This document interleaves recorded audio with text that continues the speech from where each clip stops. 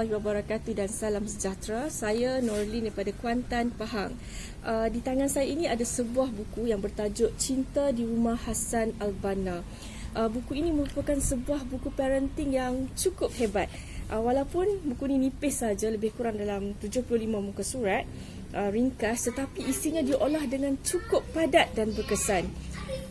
Isi bahasanya juga agak ringkas, tidak terlalu berat, ringan sahaja dan tiada hadis-hadis ataupun ayat Al-Quran, tetapi ianya adalah perkongsian yang cukup menarik, perkongsian yang luar biasa, yang mudah untuk dicontohi oleh semua orang, terutamanya untuk semua ibu bapa dan terutama sekali untuk para bapa.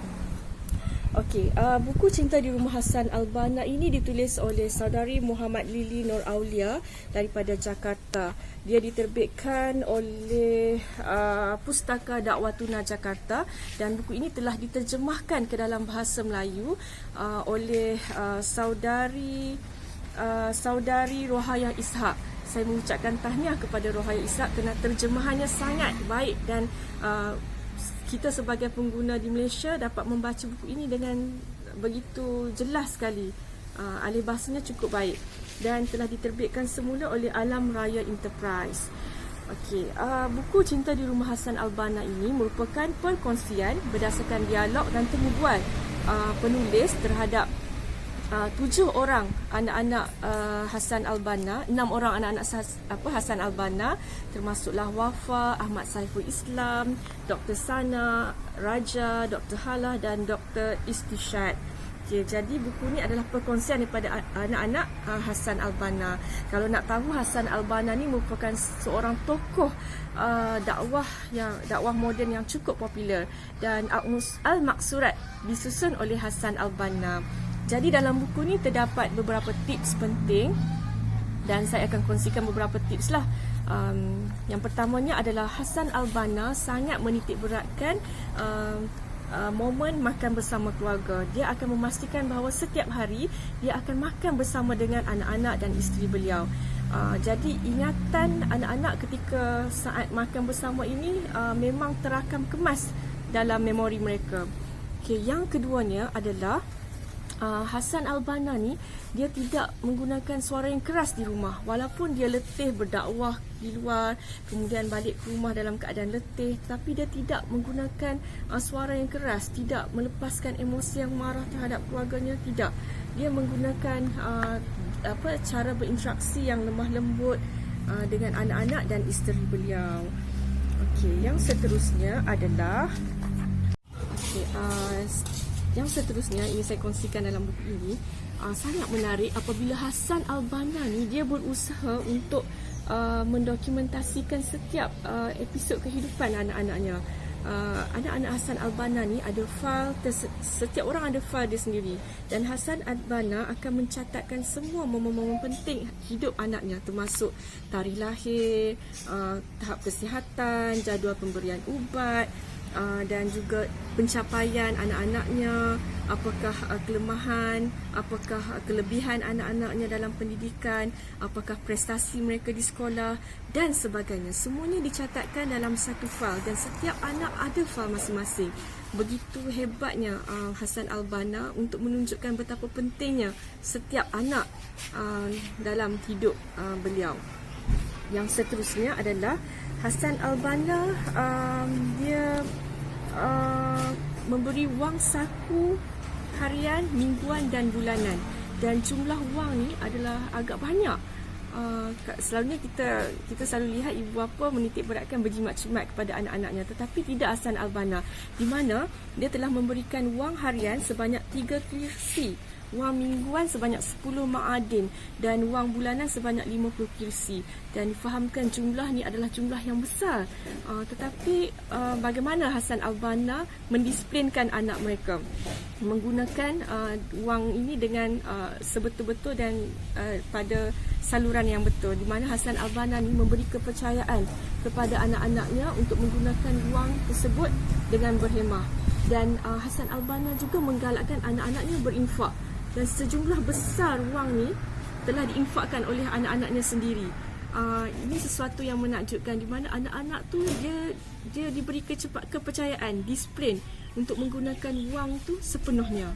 Mereka tidak dipaksa untuk menyimpan, tetapi disaran menggunakan sepenuhnya untuk menginfakkan ke jalan dakwah. Begitulah hebatnya Hassan Al-Banna. Kalau kita suruh berjimat cermat kan, tetapi rupanya Hassan Al-Banna suruh berjimat cermat untuk akhirat. Yang menarik lagi adalah ayah membiarkan saya menghabiskan bacaan buku komik. Ini adalah perkongsian daripada Saiful Islam, satu-satunya anak lelaki Hassan Al-Banna, di mana pada satu hari dia sedang membaca buku komik James, komik percintaan. Pada waktu itu ayah dia pulang daripada berdakwah dan melihat anaknya sedang membaca buku di dalam bilik. Dan Hassan Al-Banna tahu itu adalah komik percintaan, tapi Hassan Al-Banna membiarkan Saiful Islam membacanya sehingga habis. Dan pagi esok Hassan Al-Banna memanggil anaknya dan menunjukkan pelbagai lagi koleksi buku cerita tentang perjuangan para sahabat kepada Saiful Islam, dan mengatakan buku ini lebih baik daripada buku yang kamu baca semalam. Begitu lembut dan sangat memahaminya Hassan Al-Banna terhadap Saiful Islam. Dia tidak terus memarahi dan menghentikan tabiat membaca Saiful Islam, tetapi memberikan pilihan yang lain yang lebih bagus daripada itu. Ini adalah salah satu cara bagaimana Hassan Al-Banna menangani kesilapan anaknya dengan cara yang berhemah. Seperti yang kita ketahui, kebanyakan ibu bapa menangani kesilapan anaknya dengan cara yang silap, dan ini akan menimbulkan kesilapan ataupun kesalahan yang lebih besar lagi. Okey, contohnya dalam buku ini menyebut ini boleh terjadi ketika ibu bapa terlalu membesar-besarkan kesalahan yang tidak perlu. Ibu bapa bertindak balas ke atas kesalahan kecil dengan sangat keras dan kasar, lalu membentuk rasa tertekan dalam jiwa dan fikiran kanak-kanak. Okay, jadi kita harus mempelajari teknik-teknik menegur kesilapan anak. Okay, yang seterusnya adalah yang ni saya rasa sangat menarik, di mana Hassan Al-Banna ni dia mempunyai interaksi yang sangat hebat dengan ibu bapa dan pendidik anak-anaknya. Contohnya Saiful Islam lagi dia lemah dalam bahasa Arab. Jadi satu hari guru bahasa Arabnya, iaitu Ustaz Ali, telah membuat satu pertandingan di mana siapa yang menulis syair dalam bahasa Arab yang paling banyak di dalam sebuah buku tulis akan mendapat hadiah. Dan Saiful Islam telah bertungkus lumus menghabiskan menulis syair di dalam buku tersebut sehinggalah dia mendapat imbuhan hadiah tersebut.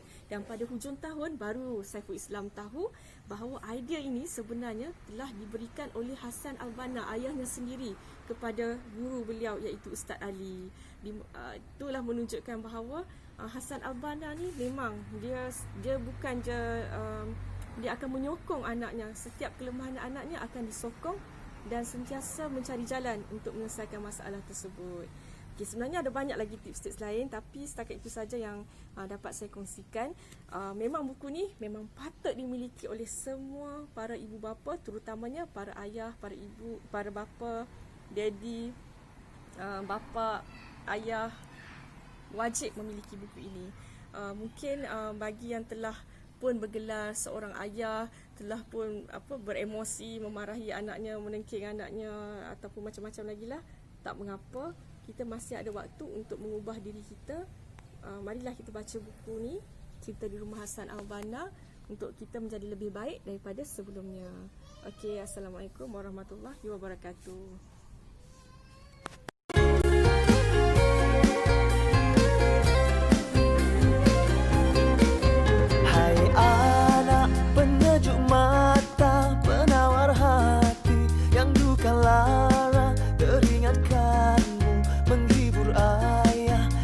Mama,